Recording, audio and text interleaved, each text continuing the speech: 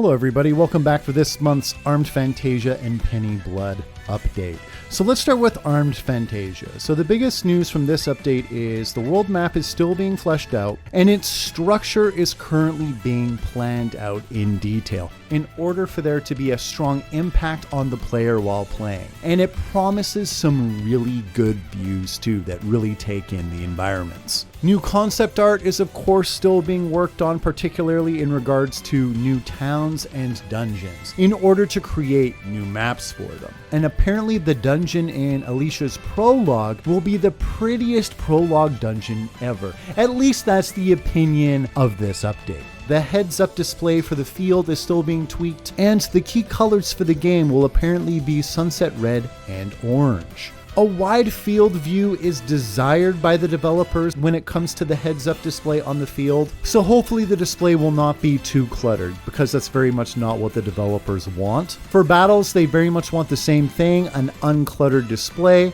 as to not be annoying for everybody. And a lot of work is currently being done translating the complicated character designs and costumes of characters in their 2D art to 3D without having them fall apart in the conversion. New anomaly designs, models, and animations are also being worked on too. That's about it for Armed Fantasia. Now on to Penny Blood. For Penny Blood, a new video has been included in this update of Matthew chatting with Amelia that you see here, and I'll let play as I talk about the rest of the update. There is no voiceovers to it, just a bit of music, so I don't think you're missing too much. In regards to publishers, one is still being looked for Penny Blood. The game's walkthrough version has been provided, but there have been no takers quite as of yet. Candy and Goliath got some new art too, and I'm particularly happy with Goliath. This is the design I chose during the Kickstarter campaign, and it's looking pretty sweet, I think. The design for the Earth Fusion monster is currently being worked on too, and apparently has a very lively feeling to it. And a piece of concept art for a monster from the Cthulhu mythos, the Dark Young, is shown too. Lastly, several music tracks centered around the cello